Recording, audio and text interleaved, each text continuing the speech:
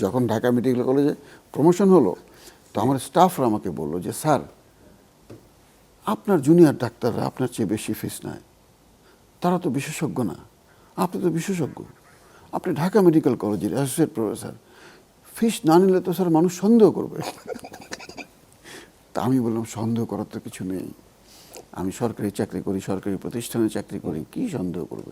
কই না স্যার, এত কম ফিস দিলে মান সম্মান থাকে না। তো তখন আমার মনে আছে আমি ফিস 500 টাকা পড়েছিলাম।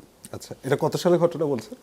ঠিক ঢাকা মেডিকেল কলেজে আসার পর। আচ্ছা, তো 500 টাকা যখন ফিস করলাম, প্রথম দিন আমি দেখলাম, মানে আমার মনে হলো আর কি, হতে পারে এটা ভুল, রোগীরা নির্দ্বিধায় 1000-2000 টাকা ফিস দিয়ে চলে যায়।